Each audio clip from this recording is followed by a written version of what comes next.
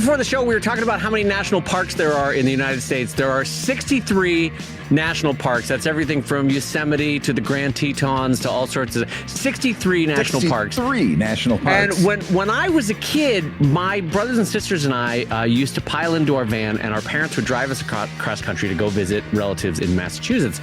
And every year we would take a different path. Some years we would take the 10, some years we would take the 40, sometimes the 70, you know what I mean? Like try to see all 50 or at least the lower 48 contiguous states there. Yeah. And so we would take different paths, but almost every second year we would end up at Yellowstone, which for those that have not seen it, if there is one national park you get to in the United States, my God, make it Yellowstone. Yeah. It has everything. It has canyons. It has buffalo that chase you like they did me. It has moose. It has geysers, and it also has calderas. And my favorite memory as a kid was my dad, who is the most peaceable, loving guy in the world. Yeah. Every year we would go to this one caldera or cauldron, I guess. It was called the Devil's Cauldron. It was like this gray blopping like bloop, bloop, bloop, bloop, bloop. And it smelled terrible. And the rest of us would all be like going back to get in the van, and my dad would always hang back. Yeah. And I would always, as a young kid, be like, "What are you doing, Dad?" And every time he'd be like, "I'm throwing all my hatred for my enemies into the cauldron." And even as a kid, I was like, wow, that's so poetic, and it's also so awesome. Like, what a great way to like purge any bad thoughts you have for the people in the world, like throw it into the cauldron. I was like, that's great. And just the thought of your dad having enemies is kind of amazing. Yeah, you know? It's true. It's like, wow, who's he out there fighting against? Yeah, who's the, you know, it's probably the hostess company if I know my family.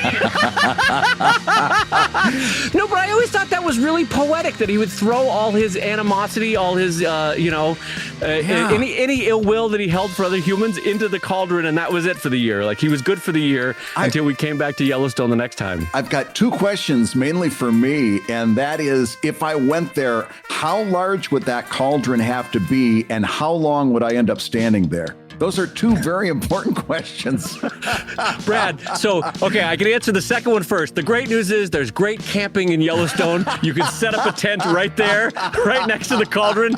You could have 24 hours of ill will casting. Oh my God. And Brad, maybe some of these calderas, they go dry, or they because it's a super volcano underneath Yellowstone. Yeah. And so sometimes they go dry because the tectonic shift, and sometimes a new one suddenly bursts into place.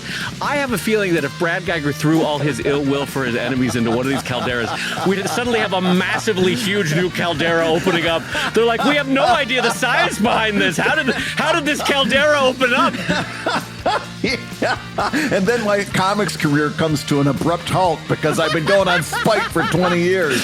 And that's the end of all of us, because a super volcano just exploded under Yellowstone. Yeah. And on that note, I'm going to say hello, everybody, and welcome to ComicLab, the show about super volcanoes and making comics. And super volcanoes and making a living from comics. I'm Brad Guigar, the author of the Webcomics Handbook and the creator of Evil Inc. And I'm his friend Dave Kellett, cartoonist of Drive and Sheldon and co-director of the comics documentary Stripped. And this week's Hour of Comics Advice is made possible by your support at patreon.com/ComicLab. So Dave, let's talk comics. Let's talk comics, my friend. And a reminder that this show is going out live to our pals over at patreon.com/ComicLab. The Live Gab group joins us every week for the live streaming, and I'm waving to them now. There is a whole contiguous live stream chat going on, and we answer questions before, during, and after the show is recorded from the Live Gab group. So do join us over at patreon.com/ComicLab, especially as it gives you a chance to see Brad's beautiful visage every week as he gives the advice he is most famous for, such as, Brad, we want to talk about marketing today, and this one's going to be a fun one. This one's going to be a good one. So I would love to really hand this off to you, because you have a fire under you about this one. You basically saw a really good summation on Reddit that has basically crystallized for you a lot of the thoughts that I think you've been brewing for years about how best to market your work, how best to market your comic and your books and all that sort of stuff. Yeah. And I would love to hear, just for everybody's benefit, your summation of what that central point was first, and then we can go off on it. Yeah. Well, this was, I'll give you a little backstory. One of the things I did a little while ago, and I talked about it on the show, was I got rid of Facebook and Instagram right off of my phone. Like they were bringing me nothing. They were not bringing me joy. in the words of Marie Kondo, and I just got rid of them. Twitter I had to keep because I do feel it necessary to keep up with Twitter because I still do get a return on investment in my marketing there. But one of the things I did was, so I ended up, and I also put a timer on the remaining social media. So I can only have so much time on social media.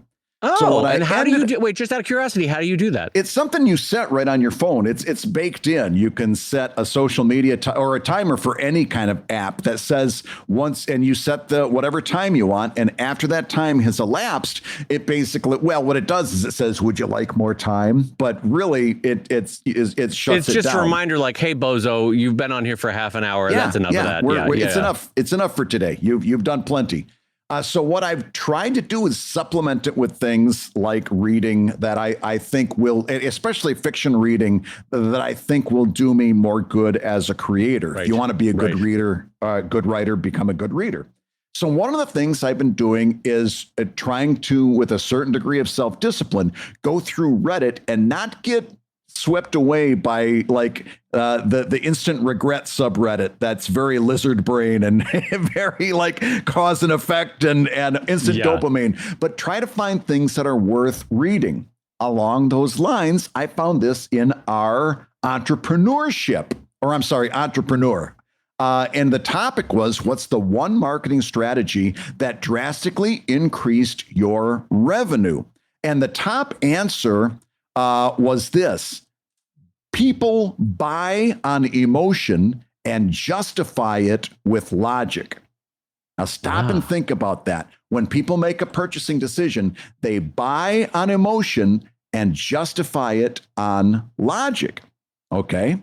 And this is one thing I really do think that Reddit is valuable about, because that one was immediately, it rose to the top by being upvoted. And the first comment was somebody who said, "Hey, could you elaborate on this a little bit more or give an example? I'm intrigued." That's when another person came in, kind of like volleyball, bump and spike. Another person came in and said this, and I'm just going to read it verbatim here because it's so good. This person says, "You sell people by appealing to their most basic lizard brain level emotions." Right? Those basic human needs. Things like being rich, showing off, fitting in, being popular, being loved, providing for loved ones. But also the opposite of that.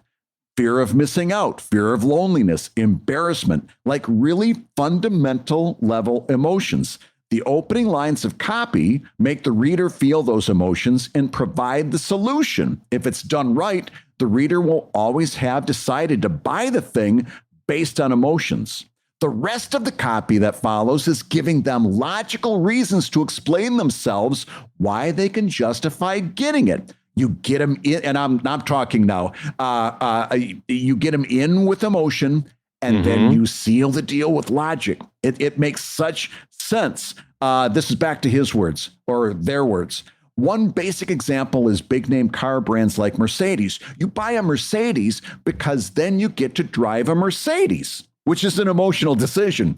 But all the fancy bits and baubles are logic that is used to justify getting a Mercedes, even though other cheaper cars do the same thing. Okay. And I'm going to come back to this thread in a little bit. You can find it for yourself on Reddit. But that's the basic tenets. That's the basic nut that we have to get into our heads. And that is people buy an emotion and justify it with logic. Yeah. Boy, I immediately, like 40 million examples spring to mind. But one of the best ones, I think, that uses this in a super clear way is Disneyland. Yes. They don't say, Brad, they never say we've got 75 rides or you're going to love all the different variety of rides we have. Oh, think about all the Here's what they do. They say, we are the happiest place on earth. Yes. That is such lizard brain thinking. Is that like, that's an appeal to community, an appeal to joy, an appeal to belonging. We are the happiest place on earth. That is, there's almost zero features there. It's all emotion. It's all feeling. It's all joy. Yes.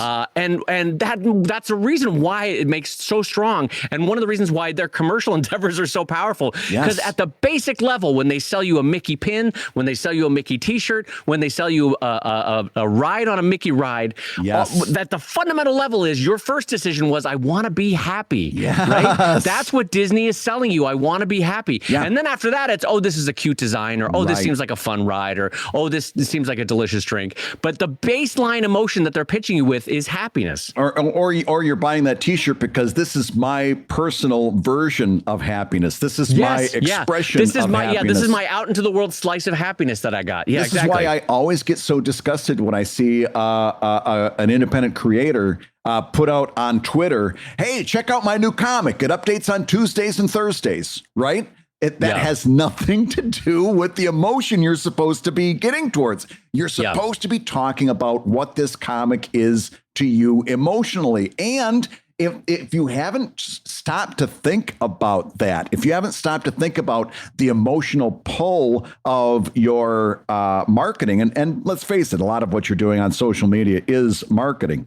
If you're not stopping to think about that, you definitely should, right? You need to put a little thought into that. Well, and I tell you, because Brad brought this up to me on a phone call about, I don't know, a week or two ago. And at first I was like, yeah, but I want real world examples from this thread, because the thread was all talking about sort of glittering generalities about appealing to emotion rather than to facts.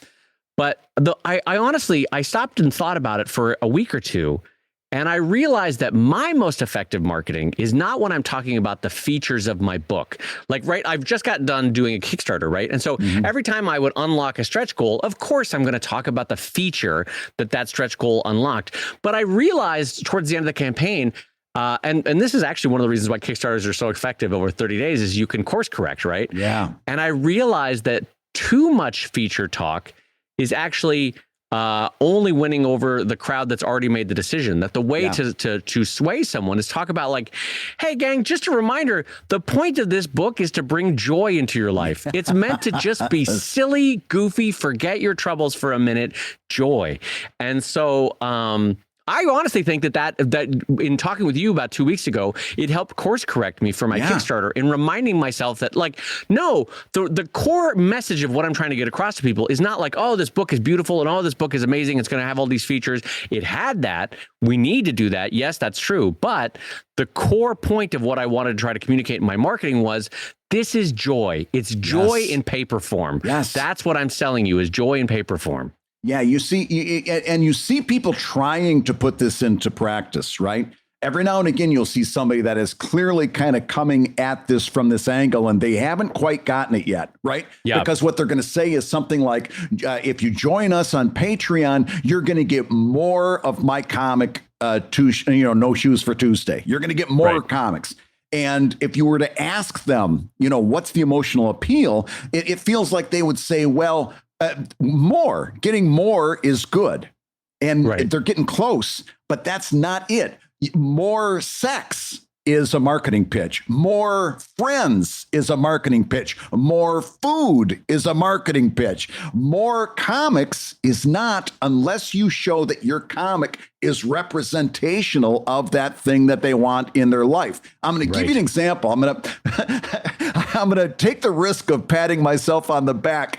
And that didn't work out so good for us last show. We started out with me patting myself on the back, and we ended up in a terrible place of self-existential dread. Exactly. So at the risk of patting myself on the back, I went back and I looked.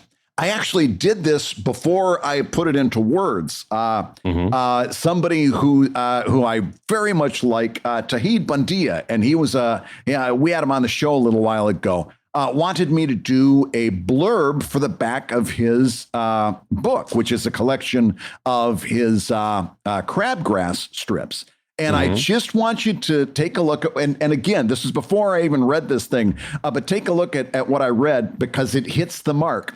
Here's what I wrote. They say you can't go home again, but that's because they haven't discovered crabgrass yet. Every strip is like a visit from your best friend in grade school, that one that always got you in trouble for laughing too loud. All right, now stop. That's actually pretty well written. Yeah, if I do say myself, because what I just did with that is I found a way to equate that comic to your best friend. I don't even know you, but I know you had at least one friend somewhere during your life. That's a big swing for Dave Kellett, Brad. That's taking a big swing. No, you got me. That one guy that made you laugh too loud. That's me. That's right. That's right. No, but I equated that comic with your best friend, and I made that an emotional pitch. Bang. This comic is like your best friend, the one that made you laugh too loud. That was a good marketing pitch, right?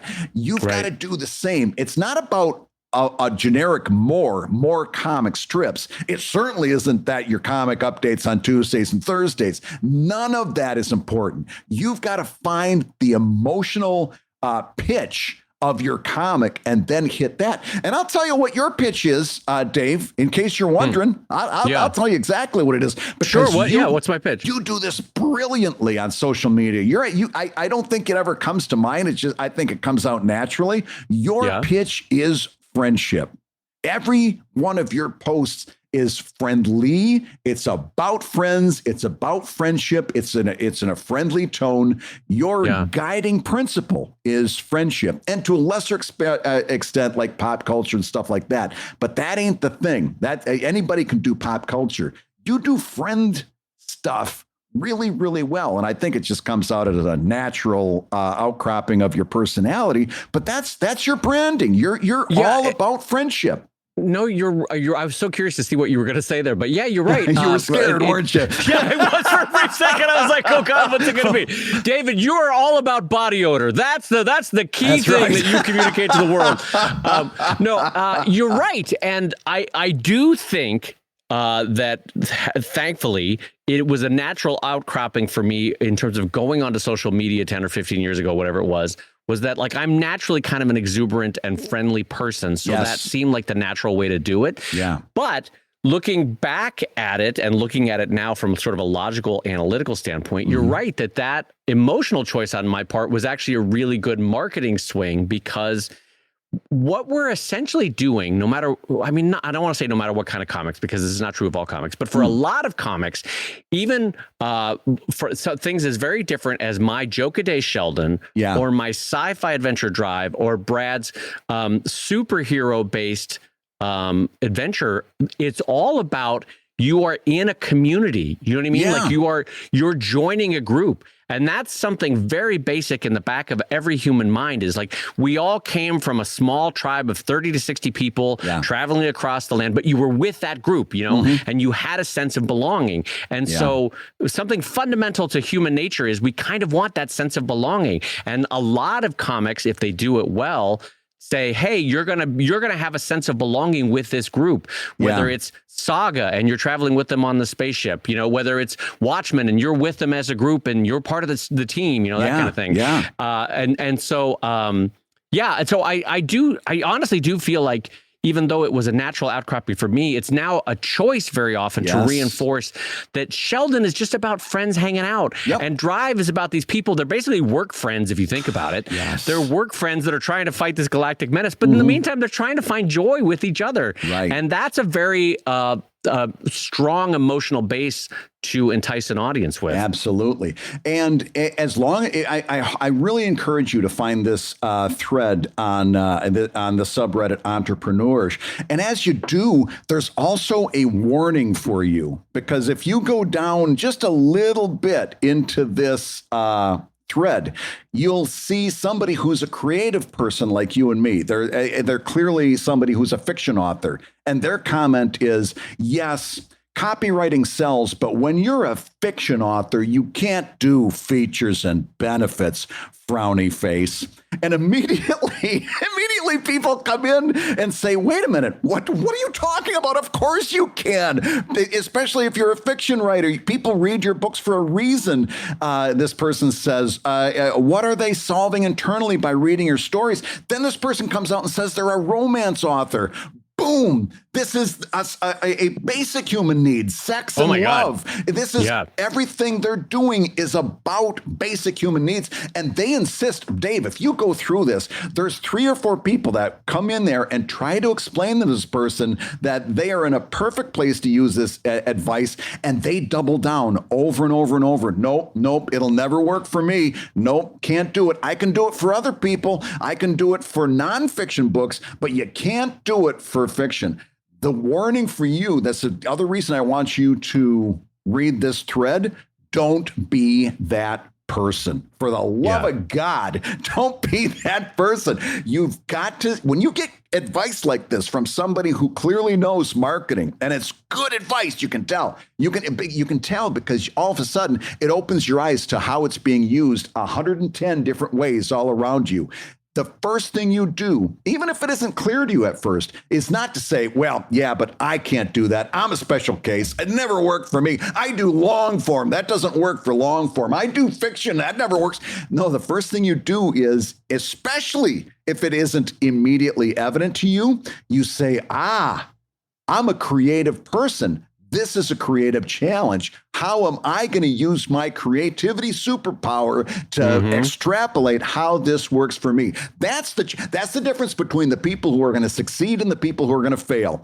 If you can do that. But if your first words out of your mouth is, well, that can't work for me. Sounds good for some people, but I could never do it. I couldn't imagine it.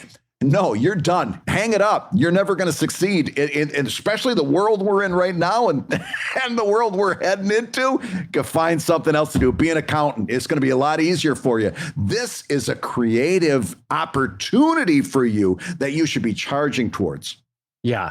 Well, and I do think that there is great strength too in, as Brad did for me, isolating what is your core emotional pitch. Yeah. Because I think and I'll do it in reverse to Brad because I think it's, he already knows it, but it's beneficial for you to hear it, is that when Brad is really firing on all pistons with his social media marketing, I think this is the key thing that Brad is selling with Evil Inc., which is joy-filled, and that's really key, joy-filled romance and escape. Yep. That's what in my mind, that when you're hitting on your top game, that's what you're selling is joy-filled romance and escape. Yeah.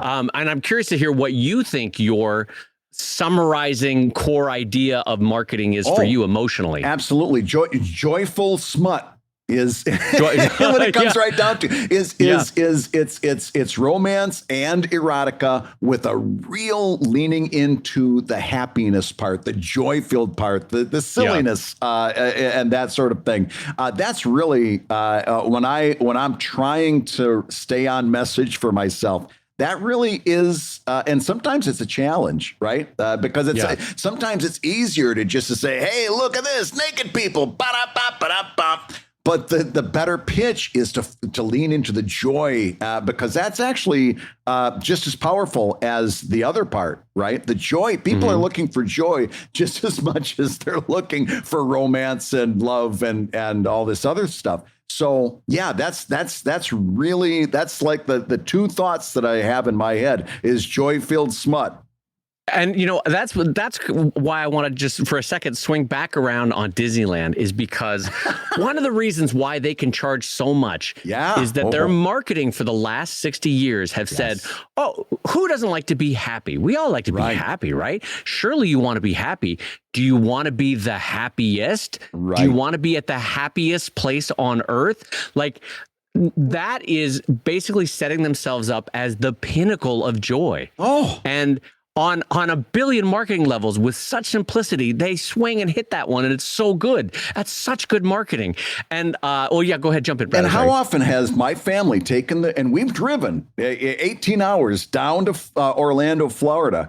How many times has my family gone down there? And often along the way, my wife says to the kids, while we're there, we're not locked into Disney. We could go right down the street and go to Universal Studios. Yeah. My kids don't want anything to do with Universal Studios. You know The why? kids are like, Universal Studios can burn in hell. I don't want to go there. I want to go to the happiest place on earth. I don't want to be a little bit happy. I want to be the maximum happy. That's what I'm getting at. They it's they me nail too. It's me too. Yeah. I sit there and I go, I don't want to. If we're going to drive 18 hours all the way down here, I don't want to go to almost Disney. I want to go to Disney. And what's so great about that emotional appeal is that it's self-reinforcing in order to make things happen. Yes. And this is why, even though I joke about it every time, the Brad always says, hey, join us on Patreon. Yes. It's a party. Yes. Right? I always chuckle at that marketing, but there is some truth to that in that it's self-reinforcing. Brad is saying, once you come in the doors, once you get past the gate, join us. It's fun. We're going to talk. We're going to laugh. We're going to like share comments and all that. Like that's it's self-reinforcing for with a mood that Brad is trying to set for his community, which is really smart. Yeah. And one other person I want to talk about real quick that I think does this really well is Ryan North, who's the new writer of Fantastic Four and does dinosaur comics and does all sorts of stuff. One of the things that I think he does really well is he also has this really strong appeal towards friendship. It's a lot of pals. Hey, pals, we're doing this and that, right? It's a lot of talk about that.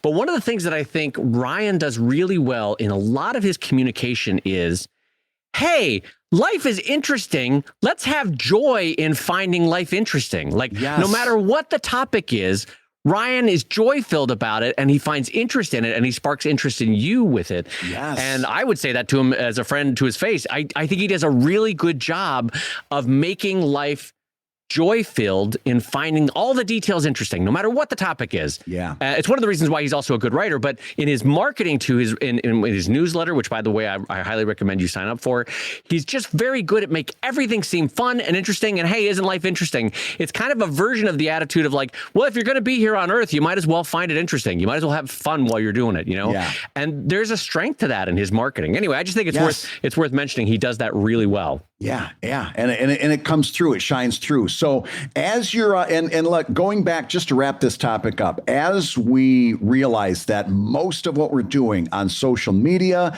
on our websites, in our email newsletters, et cetera, most of that really comes down to marketing. I want you to take a little bit of time this week and think about what your emotional hook is for your strip in terms of the marketing. Because all that other stuff is logic. It's so easy to line up the logic, right? It's so easy to tell you to put a steak in front of you and see, hey, take a look at that steak. It's full of nutrients and protein. It's gonna, it's gonna make you grow up big and strong. But the good marketing on a steak isn't about that. Isn't about the steak. It's about the sizzle, right? They sell the sizzle, not the steak. Think about what your sizzle is.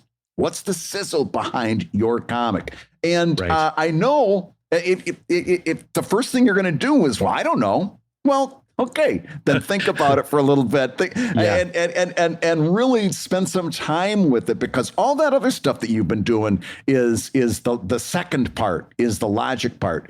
Updates Tuesdays and Thursdays. It's it's this, it's that. It's got a book. It's got a Patreon. It's got so forth. Right. All that stuff is secondary. Nobody's going to listen to it until you get the marketing hook of the emotion. And I will say, Brad summarized it so well. And if you're still having trouble trying to find where your emotional hook is, maybe look up something like Maslow's hierarchy of needs. Because none of us are satisfying the baseline of that pyramid of, food, shelter, warmth, that kind of thing, clothing. But move up that ladder of Maslow's hierarchy of needs. Just Google it, and you'll see, oh, you know what? I am offering a slice of community. I am offering a sense of friendship. I am offering, a sense of like the point of life, the joys of life, right? Yeah. And it might help you sort of identify what core aspects of what humans need and what you're offering in your comic. Yeah. And to Brad's excellent advice, I think you can do no better than to aim all your marketing with those emotional needs rather than with feature needs. Hey, if you're listening while you work, take a minute to stand and stretch. And while you're doing that, we're going to tell you why you should join us on Patreon. When you do, you're going to get hours and hours of podcasts that we've recorded just for backers. And exclusive Patreon posts that go even deeper on ComicLab topics. And access to our exclusive Discord server, which is a thriving community of professional cartoonists. So you can support the show you love and get tons of actionable resources for your own cartooning. And listen, if you can't swing a pledge this month, we get it. No worries. Yeah, listen, you can still support the show by rating us wherever you get your podcasts. Just leave a 5-star review and a few kind words. That, along with mentions on social media, is incredibly helpful. Now, everybody, let's talk comics. Dave, we're at the midpoint of the show, and that means it's time to share some updates, and you've got a particularly exciting one to share. I do, because it lets me praise my friend Brad Guigar. So a little bit of background. My pal Brad, for the last couple of years, has been telling me, hey, when you redesign your websites, and you should, I needed to, when you redesign your websites, make sure you incorporate Patreon into the site itself. Not just like a link out to Patreon, but like when someone is logged into Patreon via your site, it will unlock all sorts of features, unlock secret passes, or extra tidbits here and there. There's various ways you can do it. But Brad basically sat me down and said, look, you need to do this. This is a good idea. This is kind of the way things are going to go for the next couple of years. Yeah. You should have Patreon incorporated into your site. So when I went out to the great mind behind Tucheki and had him work on the site, and by the way, Brian is great. I highly recommend him. When he worked on the site, we incorporated Patreon across the new Drive site, right? Anyway, long story short, the update for everyone is that it works. It really works. Yeah. The site has been up now for about 2.5 months, and my patronage has grown 10% since implementing Brad's idea. And I got to tell you, I feel great about it because it's an incredible value add. Yeah. It works seamlessly. It's really fun. The API is really nice. And so, Brad, I just want to thank you for that, because that update is a happy update in terms of incorporating Patreon into a site. Well, congratulations. You did the work, and that's fantastic. Now, I know you're planning on doing a site update for Sheldon, and we've talked about on the show, you've been going back and forth about putting either some or all of the Sheldon archives behind a Patreon access point. Have you made a decision one way or the other on that? No, the fun update in the meantime is that I've definitely made a decision to put a sizable chunk of Sheldon behind the Patreon paywall. Yeah. If only because there are 5,000 comics. I can't emphasize that enough for everyone. That's 20 plus years of 25 years. I don't remember what it is of comics that are behind there. And so what I'll do is, and I don't know what the delineating number is going to be, but it'll either be the past year is free, the past 2 years are free, the past 3 years are free, the past 6 months are free. I don't know what I'm going to do yet, but then everything after that, thousands of comics will be unlocked for $2 for Sheldon on Patreon. And then they'll have other things, community, all this sort of stuff, giveaways, that sort of stuff has been fun. And so, I am going to go that route for Sheldon as well. Good. Because, you were the key person to make this clear to me, was like, look, you might not be doing Sheldon books anymore. Yeah. Advertising has completely fallen off the map. Right. So you need something, or else you're paying hundreds of bucks for hosting a month for Sheldon and not getting anything in return. Yeah. And that was sort of the light bulb moment where it's like, oh my God, Brad's right. I've got to use Patreon on Sheldon. So yes, I will absolutely be using Patreon on Sheldon as well. I think that's a great decision. Our second update for the day comes from Clip Studio Paint, who has announced just recently, as of recording time, that they're going to be switching to a subscription model for its updates.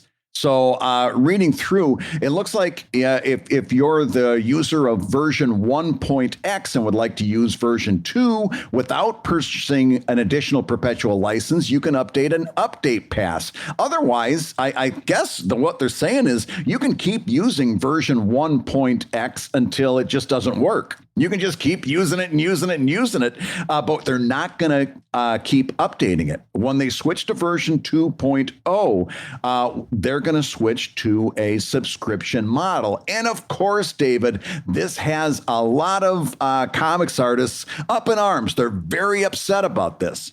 Well, yeah, it's I mean, the broader picture is all of us hate that the world is becoming everything is a subscription, you know, like, yeah. I don't know if you saw this, but not that I'm a BMW driver, but BMW has a subscription for heated seats. Yes. Like your features built into your BMW, but to actually have the damn thing work, you have to pay a subscription. Yeah. And that kind of nickel and dime thinking is driving people nuts of like everything is a subscription, right? So in the broader picture of our lives, I get it why people are mad about CSP. But I will be honest, Brad, that for me, as a non-CSP user, my God, I could almost say that. As an outsider looking in, this is a service that has been, for what it offers you, comparatively very cheap. Yeah. Compared to the Adobe suite. And that the things that you want to use in life that bring value to your career, bring value to your life, you kind of have to help support them and pay for them, you know? And so it's kind of like the reader that critiques you without ever buying a book or supporting you on Patreon or picking up a poster or whatever, you know, It's like, well, thanks for the help there, champ. I appreciate it. So it's a cartoonist complaining that, you know, the software that they bought 4 years ago now might have an ancillary fee, you know, it's like, well, there's a reason why companies have to do this. I do get it, you know. I still remember watching Star Trek Deep Space Nine. Do you remember the episode when the Ferengi, I think his name was Quark, went home to visit his mother, and in order to walk in the door he had to pay a fee? Because the whole idea of Ferengis was like capitalism, you know, writ large. And of course, when they went to the Ferengi homeworld, that to even walk in the door, he had to pay a fee. And we look at that point and kind of roll our eyes like, boy, science fiction sure is nutty. But then you got the BMW with a subscription to keep warm inside the car. And you're like, we're just a few steps away from paying to go through our own mother's door to visit mom. We seem to have adopted the rules of acquisition, Bradley. That's right. So it was something that it's something that surprised a lot of people, I guess, but it really shouldn't have. And there's a little irony here because we artists are the first people that say, hey, if you don't support something, it's going to disappear. Remember, we all said that for years and years, for 20 some years. We said, hey, if you've got a webcomic that you love and you don't support it, it's going to disappear. And yes, I know that everyone paid for the software, but to keep that number one, it's amazing software. It's phenomenal. And there's not a competitor that comes close to Clip Studio Paint. Okay. You want them to have extra money so that they can put it into research and development, so they can put it into building out new versions, new updates, new upgrades. You want that to happen. And until I don't know that we have a whole lot of information on what that subscription is, but I think at this point, what I'm going to suggest is instead of getting very angry, instead of becoming that person that slides into our DMs asking for a commission for free, as somebody, a person that goes by the moniker Squiggle Death that I follow on Twitter pointed out, that this is sounding an awful lot like somebody that's coming into your DMs asking for free art. Until we see what that plan is going to be, I think right now the thing to do is to stay a little bit calm. But I'm going to flip over all the cards. I'll tell you right now, whatever it is, I'm going to pay it. I don't care whatever that subscription is. They got my money. There's not another tool that I use that makes my work rate as good, my productivity rate, the quality of the work that I do. Nothing tops Clip Studio Paint. They've earned that. Adobe could have had it. Adobe could have done this a long time ago. They don't come close. Okay. Clip Studio's got my money. I don't know what to tell you. I don't know what to tell you. Well, I think a couple of things to talk about here is that I hated when Adobe went to a subscription model, right? But let's flip over all the cards. Yeah. When I was in my 19s and 20s, I had hacked versions of Adobe Suite on my Macs, like that I would get from Mattel. Yes. I think I don't remember where I got them. But anyway, artists would always pass them around on a giant DVD or CD-ROM and be like, "Oh, you wanted a hacked version of Adobe?" And then you buy that first. For me, it was like $1,000, and I got the big box of Adobe, and it came with Illustrator and Photoshop, and I installed it. And I was like, "Now I'm official. I am paying for my Adobe." And then they went to a subscription a couple years later. And I was like, "This is outrageous. This is just a money grab. They're just." Well, think about their business model. It was basically a huge bounty and then death for a couple of years financially, and then a huge bounty when they released a new one, and then death for a couple of years. That's really hard to develop software with that cash flow. How much better is it to have a steady, consistent, plannable amount of income as a corporation that you can hire to, that you can develop to, right? And so I see why a lot of software companies are saying, a subscription model actually works better than these boom and bust models of sales. So I get that. And I want to support that. And actually, for me as a professional, paying for a subscription for Adobe has worked out great. That cloud system where I can jump on any one of my computers, install it real quick if I have to, or I'm at a relative's house, I'm out of town, I can install, Adobe blankety blank real quick, turn on my license right there, turn it back off. All of that's been great. That's a great development for Adobe from what it used to be, which was a 4-hour install that, it would take forever, and then you'd have to put in your code. Anyway, so there's that. And then also with CSP, I have to say, I think this model works for both pros and amateurs. Because if you're an amateur, you want to get your toe in the door, right? You want to say, like, I want to learn how to use this software, but I don't want to pay a subscription because I don't know that I have enough money coming in. I don't have any money coming in from my CSP work because I'm just an amateur. I'm just starting. Well, for that, you can buy the one-time software, 1.0, 2.0, 3.0, right? And then for the pros that consistently want the updated best possible features, they can have the subscription model. I bought 2.0, but now I'm paying to get 2.1, 2.2, 2.3, 2.4. So I kind of think it works still for both professionals and amateurs. Absolutely. I couldn't agree with you more. So Dave, let's take a little bit of time to answer some questions from our $5 level Patreon backers. All right, Brad. Well, our next question comes in and it says, recently I read an amazing webcomic that talked about consent. The artist put several ideas out there, and it made me be thankful that something like this was out there in the ether, as it can help many, many people. The comic looks like a quick doodle and gets the idea across. And I thought to myself, I really want to tell this artist that they need to post this everywhere. But then I realized a couple addition tweaks could make it more attention-getting just to spread the impact. So I realized that I'm basically telling an artist what to do with their art. Anyway, how would you mention this to the artist? Should I offer a collaboration? Should I offer to pay for rights of usage of their script? Thanks for the amazing class. So Brad, this is a bit of a tricky question, because this is someone saying, this is good art. This made an impact on me. But now I'm going to make it better. Am I reading that wrong? No, you're absolutely right. You're reading it right. And I think the answer is that you should probably mind your own business. And I know that's going to hurt to hear, but I'm going to tell you, the only reason that I can speak with a forcefulness on this is because I fall into the same trap all the time, and I know that it never leads anywhere good. You've got the best of intentions, your heart's in the right place.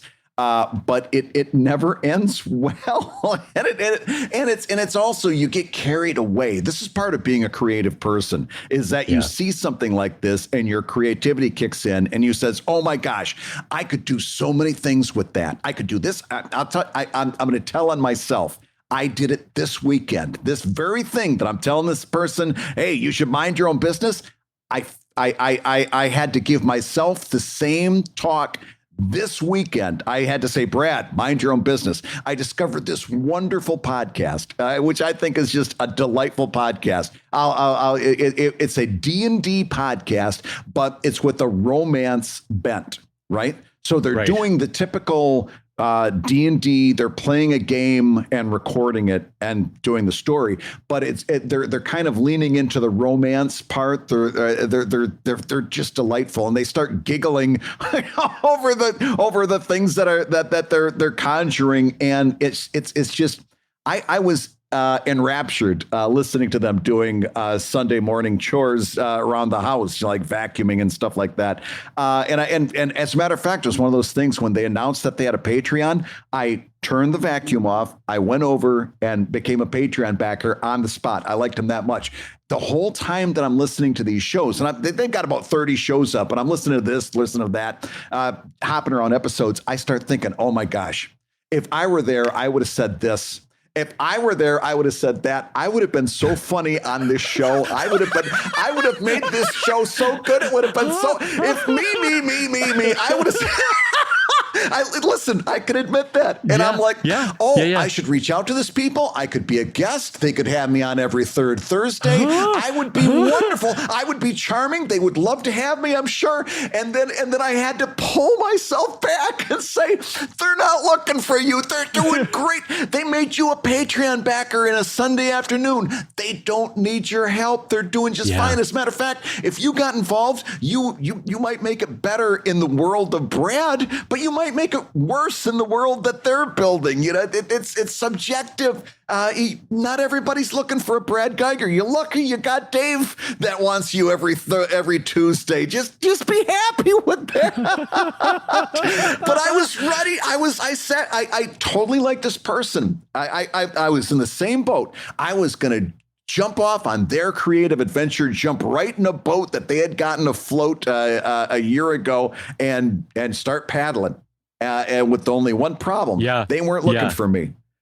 Oh my God, Brad! Listen, this is worth talking about because I have had the exact same thing a million times as a creator. Yeah. Do you remember that one scene in Lord of the Rings where Aragorn's voice becomes oddly squeaky and he says, "I see in your eyes the same fear that would take." Boy, that sounds like 1940s newscaster. Never mind. That was not Aragorn. Never mind. I'm going to back out from that.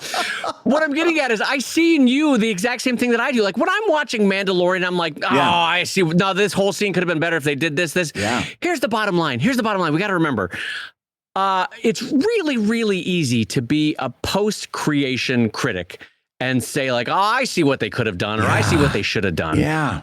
Let's all be honest about it. It's hard to make stuff. Yes. It's really hard to make stuff, especially when it's a unitary person, a solitary person, putting it all out there, the writing, the art, the coloring, the web design. And so, yes, there's going to be aspects that you or I disagree with, but it's hard to make stuff. Yeah. And on a basic level, it's an egotistical swing on our part to come in and be like, well, I can make your career better, but here I come. I'm Dave Kellett, going to fix what's wrong with you, but my elbows are really high up in here. Here I come. Aren't you lucky I happened along on your creative journey? Here I come to white knight your comic. It's a weird kind of egotistical swing, and we all have it. We can all be honest about it. No matter who you are, you have I could do that better. Oh, I see where that went wrong in Act 3, or I could fix that Star Wars movie. And it's hard to make stuff. There's a lot of early decisions in the process, decisions after the fact, decisions putting it together in the final form. Yeah. All of those are individual subjective decisions. It's hard to put together, but if it worked with you, this is the key part. Yeah. That person is like, oh, it could be so much better. Here's the thing. It sparked with you. Yes, it worked. The artist did what they wanted to do by sparking in you the exact same thoughts, the exact same train of thoughts that they wanted to have for their readers. So it worked, right, Brad? I mean, it worked. It worked. And that's the important thing. The one thing there that I would actually sign off on is they say, well, what if I paid for the rights to the script and then gave proper appropriate or proper it's not appropriate. What's the word I'm looking for? Proper acknowledge, proper credit and acknowledgement. You credited it right. I could see that. Hey, I really love that script. I've got some ideas. Would you mind if I bought the rights to the script and did it in another way? I could actually kind of see my way around that. But here's the problem. When you're dealing with somebody else's creative process, it's a volatile. Think about how deeply personal creativity is. It's a volatile thing you're getting yourself involved in. Yeah. Just think over the course of 200 and some episodes, Dave Kellett has foul words for very few people. But the one time Dave shared that he kind of got a little bit angry at somebody was when they jumped in and started telling him how he should do his comic. Oh. this comic would be right. I needed to make a trip to Yellowstone real quick to throw my anger into that caldera, Brad. That's what I needed to do. And Dave's the nicest guy in comics, you know. And but it's a volatile thing that you're walking into there. So I guess my prevailing thought would be to take a step back, take a breath, take a beat, think about what you're doing, and like Dave rightly pointed out, realize that this person connected with you just fine without anybody's help, and they're connecting with other people too. Take a beat and ask yourself whether you really want to do this. And also, let's talk about me for a minute in terms of where I emotionally went wrong on this in the past. Is that also recognize with humility, you could make it worse than what it is right now. Yes. You know, and I'll give you 100% the perfect example of this. You're saying, oh, this is a quickly sketched comic. It's probably very line art, probably very stick figure-y, right, for the way they described it. Yeah. Let's step back in time. Dave Kellett, I don't know, 15 years ago, 10 years ago. Here was this up-and-coming comic that, it really seemed to register with folks with science and math and had a lot of real-world life sciences kind of attitude about things. Yeah. But Brad, if Dave Kellett had its druthers, we'd get away from these stick figures and. Right. If Dave Kellett could draw it, it would have been so much better. I could have taken it places, Brad. Yeah. Let me tell you something. XKCD did just fine without Dave Kellett's input. Dave Kellett would have made it worse. Yeah. If anything, the simplicity, the stick figuredness of it, the iconicity of it actually made it better because it made it more universal. And that might be true with the comic that you read and want to change. The iconicity, the simplicity of it, the basicness of it makes it more universal, makes it talk about consent in a broader way that touches more people than something that's very specific. You know, if a character was too realistic rather than iconistic, that could present its own problem. So just recognize that you might actually make it worse in your changes. Yeah, and that's something with humility to admit to yourself that maybe you're not actually making this thing better. So Dave, as we're heading towards the top of the hour here with the show, let's see if we can sneak one more question in here. And this actually fits nicely because it's also talking about combined creativity. Listen to this. Brad and Dave, I was given clear permission to use someone else's character in my comic. They're a side character that won't show up for a long time, but they will play a big role. The creator gave me the liberty to write the whole script myself using their character, including incorporating their backstory, and I am going to be drawing everything. They have access to edit the script if they want something changed, and the script is basically completely written out, but they haven't necessarily needed to do any work. So far, no money has been made from this project, but I want to make sure that if it does in the future, this is already considered and they are compensated fairly and credited properly. I don't want to make them feel like they're signing rights to their character away. What would you consider a fair agreement in the case, since it isn't a half and half like many collaborations? How are collabs usually handled monetarily or copyright speaking, artwork, writing, or otherwise? Thanks for your help. David, let's give this person some advice. They want to talk about writing up, they've got the right idea. They want to write a contract. What would their next step be? You just became that guy on Lucille Ball. Miss Ball. I want to tell you with love in my heart that this has me taken aback because my immediate reaction is, God, please use your own character. Please, God, use your own character. Don't do this. Why are we talking about this? Don't do this. Because based on your question, this is far enough out where you could course correct this, right? You haven't done anything yet. From everything that you're saying, you have written the fully fleshed out script that incorporates this character. You have given animus to this character. You've given life to this character in this story. All of these are signs that this could be a character you could create. Yes. This does not need to be in what you're describing as a licensed character use. All of the worst horror stories from comics history involve rights uses, rights battles, rights destroying companies, destroying friendships, destroying stories, ripping apart titles. Don't go down that path. Use your own characters, and I'll be honest, you already have the heavy lifting done. Yes. You've written out the script, you have the story done. It's not disingenuous to say that the heavy lifting is done. Swap it out for a character of your own. Yes. You haven't drawn anything yet. It's I don't know, Brad. I would love to hear your thoughts about this. For the love of God, you're a creator. Start creating. This is what you came to comics for, is to create, not to use other people's stuff, but to create. And by the way, if this other author or this other creator is happy to let you use their character, fine. Create somebody who's close or who's based on that character, or who is a amalgam to that character or an analogy to that character. But this is a terrible idea because and by the way, Dave and I can see this walking up Broad Street, because I can see all of these things happening. Here's one in the question. They have access to the script, and if they want something changed, they can change it. Well, I got news for you. They're not reading that script very closely because they're doing their own thing. They're only going to see it when this thing is done, and they're going to see their character doing something they don't want the character doing, and they're going to write you an email after the ink is dry saying, I don't want my character doing that. And now what are you going to do? It's their character. Right? Yeah. There's and that's just one example of the plethora of things that could go wrong here when you bring somebody else in. This is a terrible idea. I would, even if you made a knockoff of this character, somebody who's clearly, an alternate reality version of this character, even doing that would be better, because this other person already knows that you really like the character. They were going to sign it over to you anyway. Fine. Do your version of that character, and then you don't have to answer to this other person at all.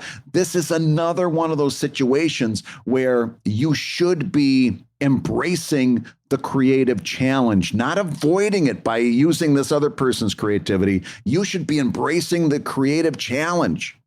Well, Brad, we always talk about that when you contractualize something, what you're really doing is you're preparing for the worst possible outcome and the best possible outcome in a contractualized agreement, right? You also are planning for the day-to-day of, like, here's how we're going to do the daily function of this teamwork, this association, whatever this contract is. But in my mind, whenever I'm doing a contract, is what's the worst possible thing that could happen if everything crashes and burns? How are we going to handle this if this becomes a multi-million-dollar success, right? And in both those cases, worst case scenario or best case scenario, this is a complicated nightmare for you. You don't want this to have another character involved. Let's say this becomes a gangbuster success, which if in your heart of hearts as an artist is what you want. Even if you're not saying that to yourself, is what you want as an artist. If this becomes a gangbuster success worth millions, I can guarantee you that is going to become a right nightmare for you, no matter how well you contractualize this, right? Now let's talk about the worst case scenario. Somehow in the marketing life of this character, you have now ruined it. You've now associated it with the worst atrocities of human history, right? And no one wants to be anywhere near this character. And this creator that gave you the temporary rights or the licensed rights to use this character is like, what the hell? Why did you make my character the most hated thing in all of human history? And now you're in all sorts of trouble in that regard. What I'm saying is, make this your own. Do not include some other person's work in your art. I guess what I'm saying is there's nothing good to gain from this. Have the confidence as a creator that what you could create is as good or better than whatever this begged, borrowed, or stealed character is that you're trying to bring in. Now, having done comics advice for fully 12 years now, starting back in 2010 with webcomics.com, I know that very often, even though I think my advice is brilliant, that the person isn't going to take it. No, they're not. They're not going to take it. So you never know, but let's say that there's a 50-50 chance that this question asker is listening to the podcast right now saying they've got it wrong, they don't understand, there's a nuance there that they missed or whatever. Brad doesn't get it. Dave doesn't get it. Exactly. They didn't get the brilliance of what I'm after. Let's give them the answer in terms of that contract. Let's give them the right answer. And the right answer is that there's no standard way to handle this. What you're going to need to do is sit down with that other author, that other creator, and have a contract negotiation and have a whole bunch of things that you're prepared to talk about, and in the Webcomics Handbook, there's a really good guide to contracts, and it talks about filling the buckets, right? There's like 6 or 7 buckets that you need to fill. How do you get into this arrangement? Whose rights are whose money is whose? How do you terminate the arrangement when you need to? So go in and come up with an arrangement that you both can agree to that talks about all the important stuff. Whose rights are whose money is whose? How are you going to split the money? All those things that you're asking about, it's not like I'm going to come up with a magic number and say, oh, well, yeah, that's a 5% deal. No, you're going to have to come up with a negotiation. You're going to have to talk back and forth with this person. What do you both think is fair? Then put it into writing, then sign it. And I will say, that is a poor man's solution. It's not great, but it's better than nothing. Yeah. But I will also just reiterate that all of the worst legal fights in comics, the ones that lasted 70 years, 80 years, 90 years, the Siegel and Schusters, right? Yeah. All of that was because they didn't delineate clearly what the rights were, what the licensees were, what the ownership was, who would be paid what, who had the decision making. All of the worst fights, no matter what the title character was that you've heard about in the last 70 years, been in the legal fight. All of them were because bad contracts. And so I would say, if this is something you really want to do and you really want to double down on using this character, hire an IP attorney, because I guarantee you, every time I've hired an attorney, there is 4 or 5 clauses that I was like, oh my God, I never would have thought that I needed, but yes, of course I need to include this clause. I legit never would have thought to include this clause about how you do it if someone dies. What do you do if there's a disagreement? What do you do if there's a disagreement and there's no way to solve it? Like all the clauses that you never think to put in. A lawyer's like, listen, this ain't my first rodeo. I know how to do a contract. And so that's what you're paying for, is all the stuff that you're not thinking of right now that it could very well happen in the next 2, 3, 4, 5 years. Oh, well, listen, as long as we're talking about contracts, I want to talk about this contract. I wasn't planning on doing that, but let's talk about contracts. We've got a contract with the listeners of ComicLab. Every week, we're going to bring them the best darn comics advice show out there. And David, we fulfilled our contract for another week. You've been listening to ComicLab, the show about making comics and making a living from comics. Look at Brad, the Renaissance philosopher over here with his social contract. All right, your hosts have been my friend Brad Guigar, the editor of webcomics.com and the creator of Evil Inc. at evil-comic.com. And my friend Dave Kellett, the co-director of the comics documentary Stripped and the cartoonist of Sheldon at sheldoncomics.com and Drive at drivecomic.com. And I will say, I do have a lot of ideas on how to improve the Boba Fett show. So if anybody wants to involve me, feel free to reach out. I just love saying Book of Boba Fett. That's just Book of Boba Fett. I love saying that.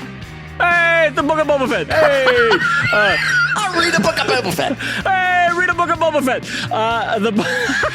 Also, talk about a guy who's the last person in that universe that would actually have a book is Boba Fett. No that guy ain't reading. Well, when's the last time we read so much as a pamphlet? He hasn't held a book in years. All right, the ComicLab theme song is used with permission from Andy Creighton at theworldrecord.net, and this episode was edited by our pal Matt Woodard of Woodsong Productions over at www.woodsong.media. If you love ComicLab, you can rate and review the show on... I did it again.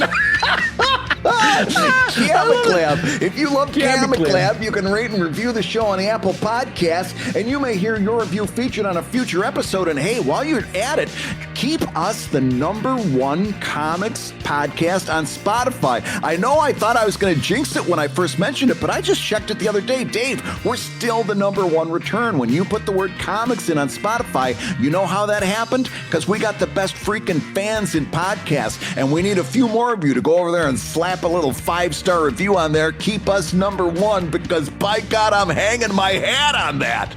Holy hell, this face is legitimately my surprise face, because I 100% thought we jinxed it when we mentioned it. Someone at Spotify would immediately put us down to number 28. We don't want these guys as #1. Get somebody else up there. These guys don't represent comics. No, they're number 28. Holy hell, are we really still #1 on Spotify? We're the #1 comics podcast on Spotify. You know what? At the checkout counter at the groceries, I'm going to be like, all right, how much do I owe you? And by the way, number 1 on Spotify for comics. That's right. That and $1 will get me $1. Anyway, I will say the Comic Lab is made possible by your support at patreon.com/ComicLab. So go ahead and say that twice. Patreon.com/Book of Boba Fett. Book of Boba Fett, bad. Bad Book of Boba Fett. Almost as now do it more like Elvis Presley. Book of Boba Fett. There How you would go. you do it as It's kind of an Elvis? Elvis Presley way. I've got the Book of Boba Fett. Thank you. I got a book of Boba Fett. I'm going to the Book of Boba Fett. Now do it like Droopy Dog. Excuse me, sir, but I believe you've got my book, the Book of Boba Fett. Now do it like Foghorn Leghorn. Boy, I say, boy, you've got the Book of Boba Fett. I used to All right, love that was the worst Foghorn. Foghorn Leghorn I've ever heard. I thought I was doing good with that. I was over here patting myself on the back for a Book of Boba Fett from Foghorn Leghorn.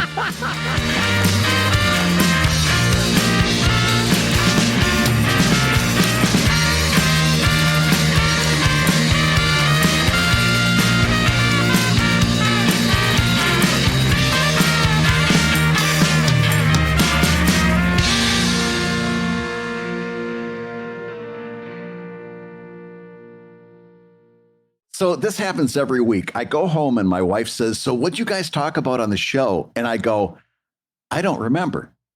Because it's all in the moment and we're just doing, and I already forgot what we talked about today. I'll be honest. I go home to my wife and she's like, what'd you talk about today? And I'll go, I don't remember. She goes, what do you remember? And I go, just Brad's eyes. Just those beautiful eyes. That's all I remember. One was pointing northwest. The other one was pointing southeast. How do you record looking into that?